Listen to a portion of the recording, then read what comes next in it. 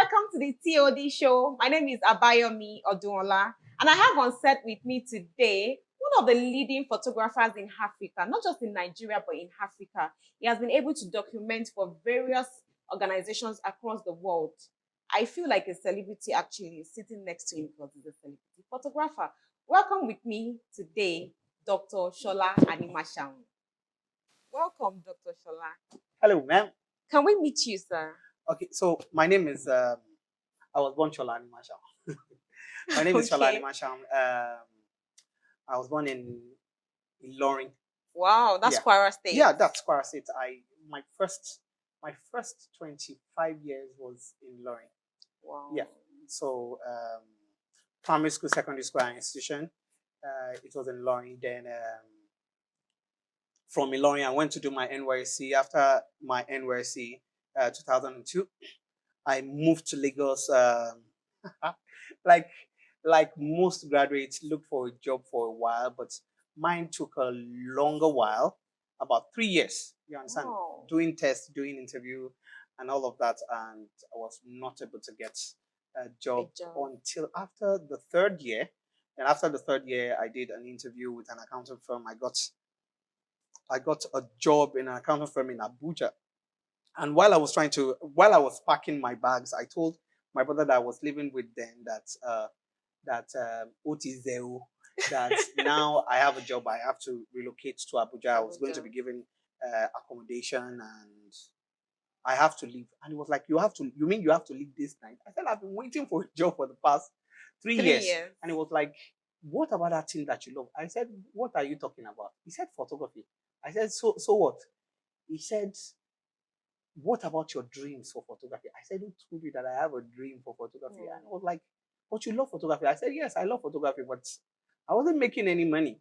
And he was like, once you start working for someone else, you may not be able to achieve your dream. I was like, who told you that photography was my dream? Of course, I love photography. And he was like, the way I see you have passion for photography, you may not have that kind of passion for the job you want to do, which honestly, I really do not. I just want to work and earn a living. And it was like, why don't you follow your dreams? And I'm like, can you tell me one or two people that you know that do photography full time and their life is worth it? And he mentioned 3 names. You understand? And I'm like, okay, so if they can do it, I'm possibly going to be able to do it. So I went back to the CEO of the accounting firm, returned the money that I was given to take overnight bus to Abuja. You understand? And the man was like, did you not tell me that you've been looking for a job for 3 years? I said, yes. He said, so what do you want to do right now? I said, I want to follow my dreams. And he said, your dream is what? Photography. And I told him photography, and he was like, I wish you all the best. I said, I need it. Thank you very much. And I moved. And that was it. Yeah. So that was it for me. And with that, I had burned my bridge to a white collar job. Because once you're older than 22, 23, 24, 25, you might not, because any company employing you would want you to last at least 10, 15 years with them. You understand? So that you can grow with them from the lower cadre to the top. You understand? So I knew that I'd burnt my bridge to a white collar job. So once I'd burnt that bridge to the white collar job, there was no going back, no retreat, no surrender. So I had to face whatever I thought was my dream in front of me squarely and tell myself that it must work. So there have been lots of ups and downs, but then I stayed true to the game, tried my best, focused, and so that's like over 2 decades now. Yes. Okay, so you have Shola Animashaun Academy, right? Yeah. So what's the vision of the company, please? Okay, so the reason why we created the SA Photo Academy was not because I really wanted to create the academy. Okay. So when I was a rookie photographer, you know, when you are new in a space and you don't know what direction to go, you understand? You look up to people that have been there, done these, and probably have been successful. So there were people that I was looking up to. And there was a particular time that I had opportunity. So opportunities most time won't wait for you to have the skill sets you need before it comes. So while it was the era of analog moving to the digital age. and it's not a lot of people that wanted to do the transition. But then during the analog age, there's what is called exposure. Now, the films you put in your camera can only you can only take about 26 to 30 pictures.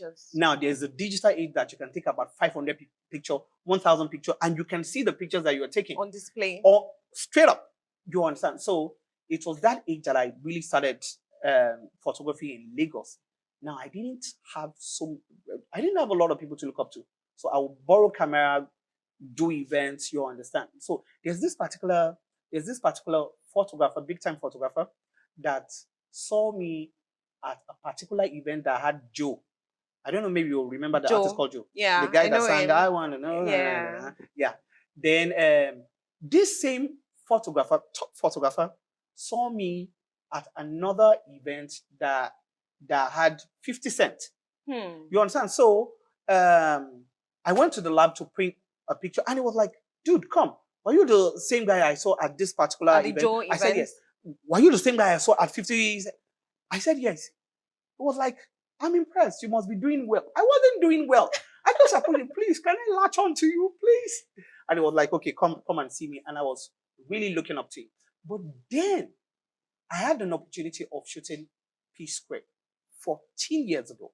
Wow. For the first time. And you know, if you're a rookie photographer and you have a portfolio of celebrity, it changes your audience immediately. True. So imagine if I will have an image of Beyonce and Jay-Z and I put my name to it and I post a picture. You'll be like, okay, this is Beyonce, this is Jay-Z. We know who took this photo. Now people will start checking you out. So I ran to meet my mentor and I told him that I have the opportunity of shooting P-Square. And he was like, you? I said, yes. He said, how? I said, the opportunity came. Can you show me how to set my light and shoot them? He was dumbfounded that a rookie that does not know how to, because taking pictures outdoor is different from doing studio portraits, doing indoor commercial portraits. You understand? For magazine cover. Editorial, God bless you. And I couldn't. You understand? But then I was looking up to him to show me 1 or 2 steps to take so that I can create a portrait of this duo and my career can take a leap. And I'm like, can you quickly show me how to set up my light? And I was like, I don't have the time. I said, you can't or you won't. He said, Shola, don't worry. I said, if you will show me, I will pay you 60,000 naira. 60,000 naira 14 years ago. Was a lot of money. I was desperate to be able to create a portrait that will change my career. And it was like, he said no. And I had to solve that problem. So what I did was that I took P-Square to his house so that he would photograph them, since he has a functional studio. And he photographed them. And in photography, the good thing is that you've done photography as well. Yes, the copyright. The copyright belongs to the person that created the image. So I was sad.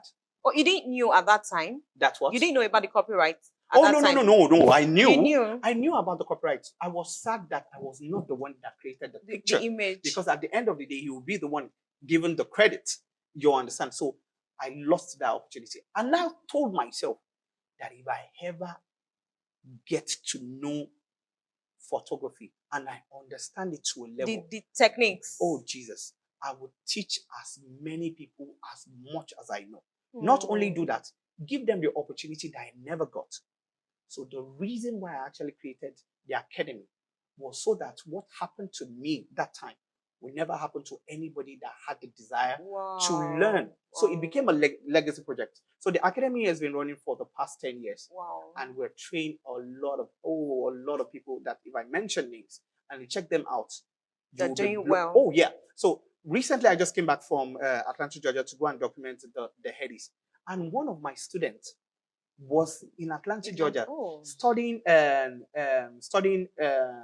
is on a movie school. You understand? And I had to call some of the friends that I had, some that I had grown, some that were my friends when they were in Nigeria, to shoot the headies together. You understand? So the joy of it was that one of my students that I groomed.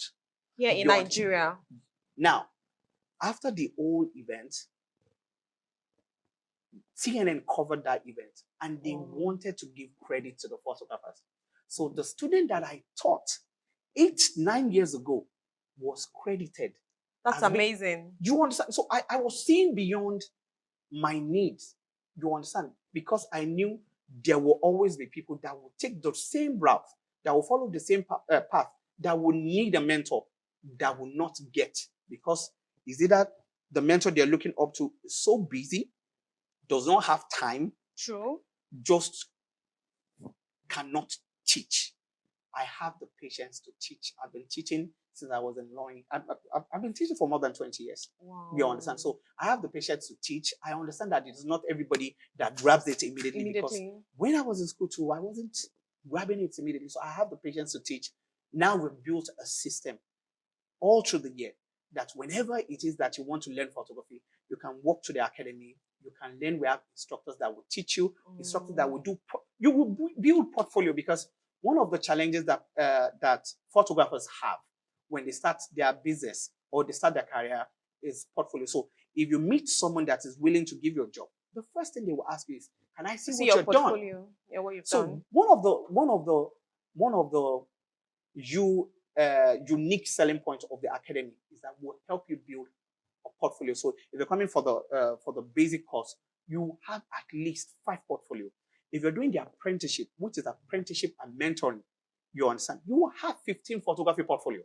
Wow. Now you get to join me on any assignment that I do. Now I've had some of my students travel with me to Benin Republic, Ghana, Lesotho, Kigali. So they have international exposure already. So when you are a student and I notice that you are serious with what you're doing, first thing I'll tell you that if you have the opportunity of getting an international passport, do get.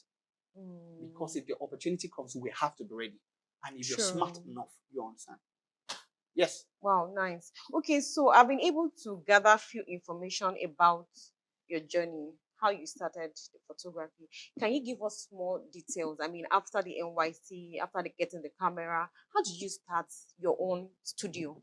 Aside from the academy, I mean, running Shola Animashaun studios, because you have a studio and you attend to clients aside from the academy. I mean, how did that journey start?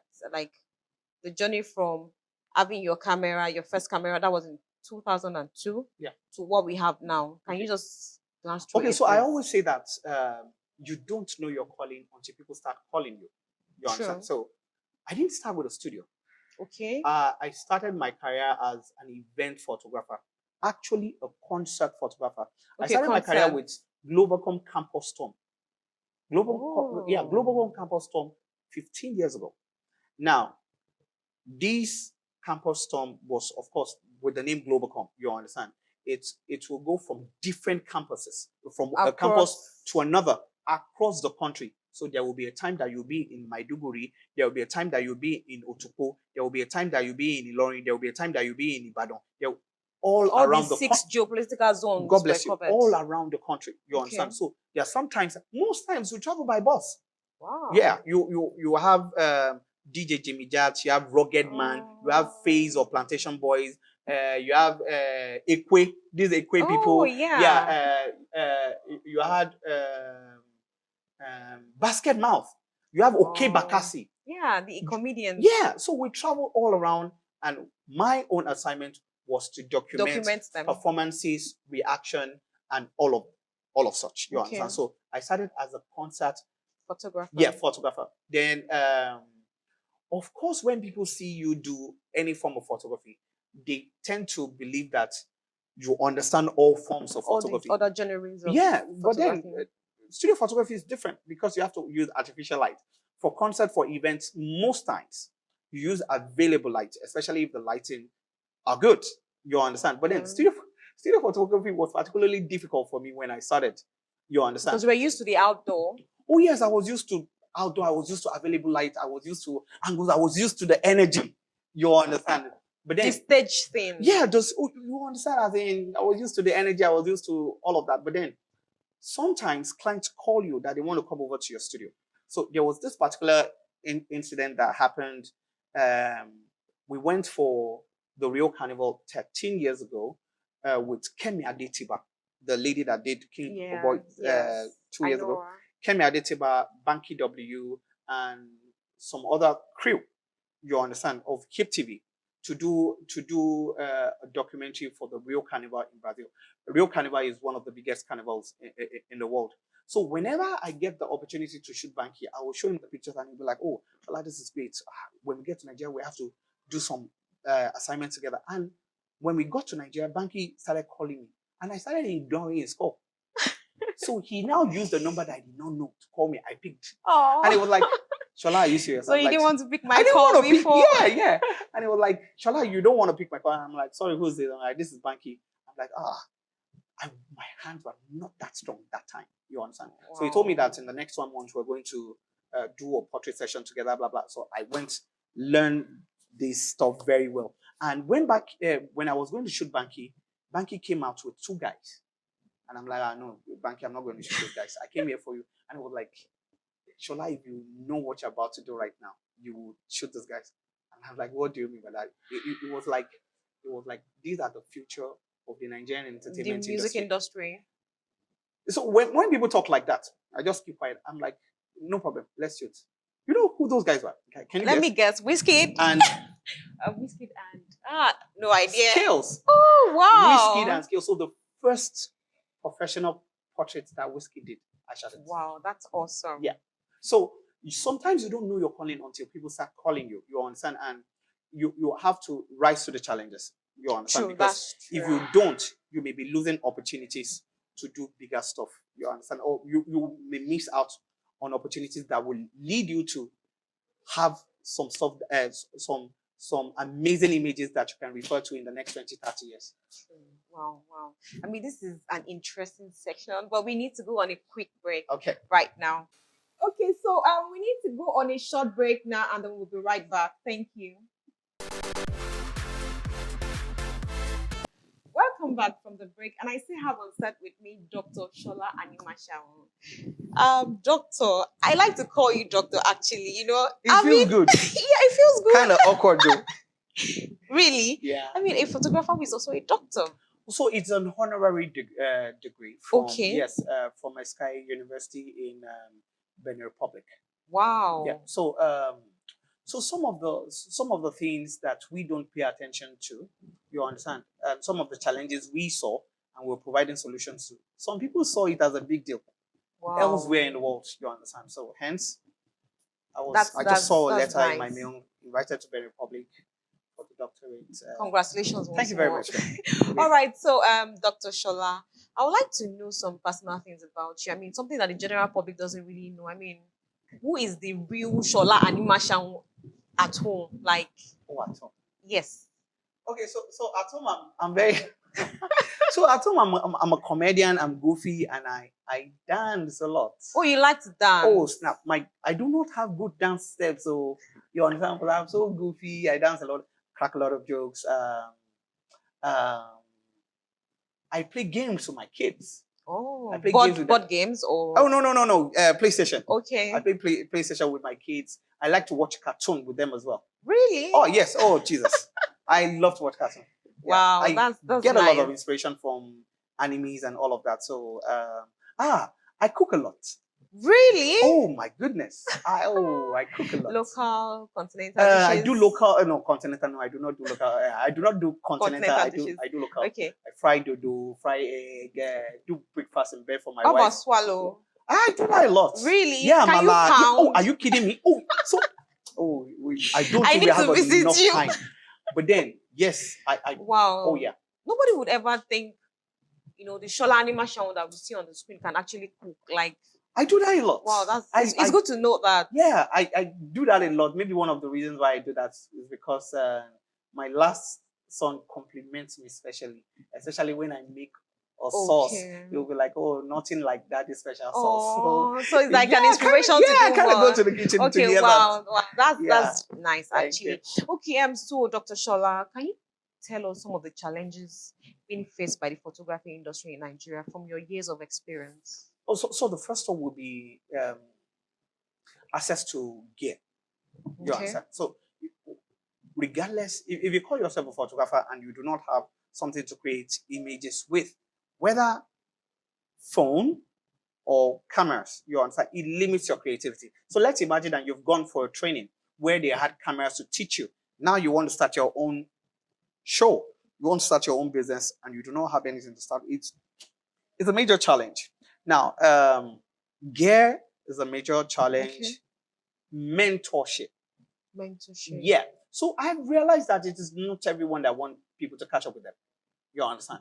Now, the reason why some people don't want to mentor is the African mentality where you'll be like, oh, you want to learn what I'm doing so that you kind of make the kind of money I'm making. A like competitive aspect. aspect. But then that is so evident in the African culture.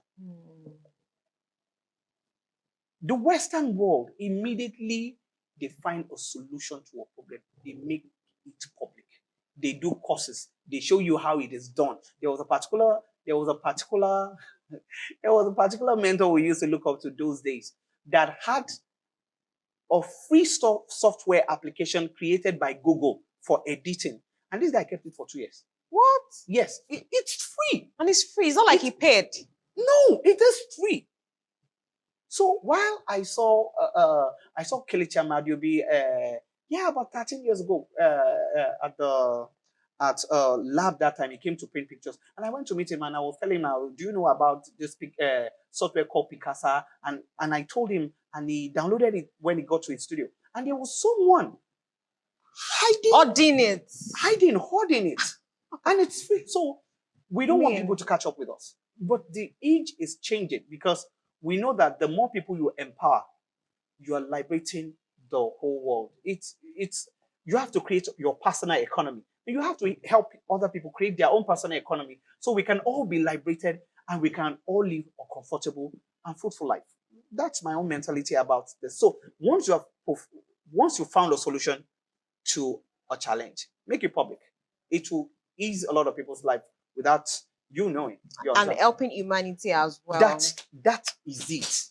Help humanity. Let some people have a good life because you know what you know.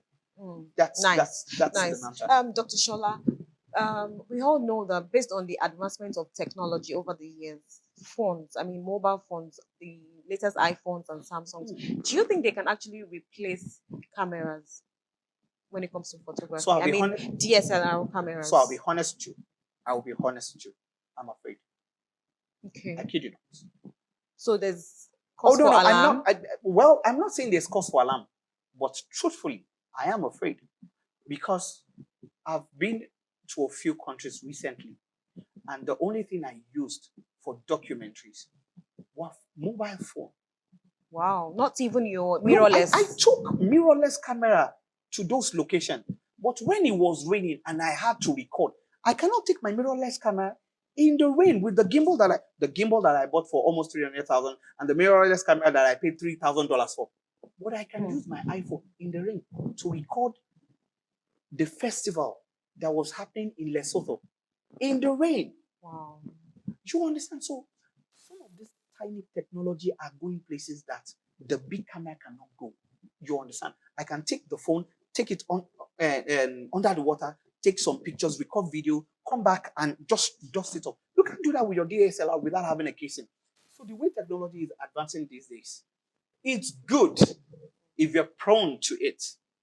I went to do a documentary in Atlanta, Georgia. So some of the team from CNN, they were doing the documentary on the same event, you understand? And they saw the video that I did on someone's profile. And they were telling each other that, oh, if we can get the person that did the video. And I wasn't eavesdropping, I was just by them. I'm like, oh, what video are you talking about? And they showed me, and I'm like, I'm the one that did it. They're like, what did you use? I'm like, I used my iPhone. Wow. But then you can set the iPhone to the resolution of your DSLR mirrorless camera. It's not what you don't have, but what you have and you do not know how to use. You understand? So technology, if a lot of people are slow to jump on technology, you understand? That's why they call the black race the third world country, because that is where we are. Do you understand? Technology is fast gone. I do not need to take my camera, do you understand, to a lot of places anymore. I can take my phone and I will get amazing images. So see, my fear is because a lot of people can lose their job. A lot of people will lose their job. So, sir, do you see any reason to hire a photographer? Can't I just use my phone? Why would I call a photographer? So, just like you won't be your own gardener most times, and Okay. you will not be your own security guard. You understand? If you're Okay. doing your own wedding, you can't take your pictures. Okay, that's true. So there will always will be photographers. You understand? Okay. Now, it's coming to an age where a lot of people are understanding how the camera functions. So professional photographers, they need to up their game, else lose the job.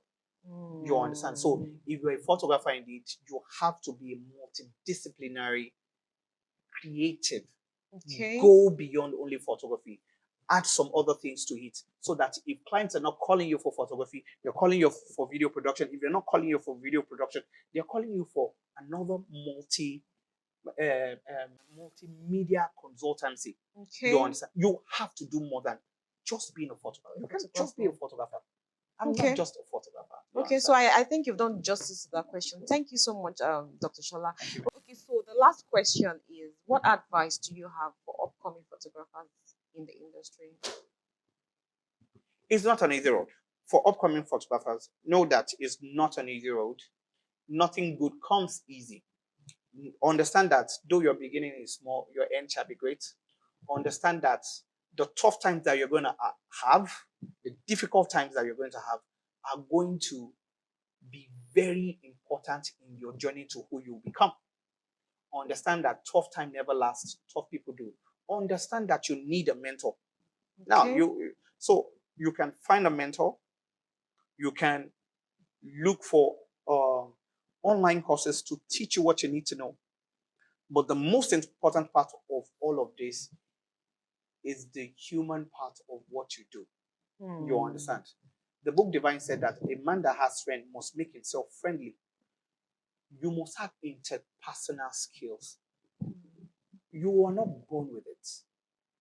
You understand? The difficult times, when you are failing in your businesses, you're not failing, actually, you're learning. You understand? So upcoming photographers or creatives need to understand that you have to go and learn interpersonal skills. Okay. How to deal with people, how to communicate with people when people are not satisfied with your work, how to appeal to them.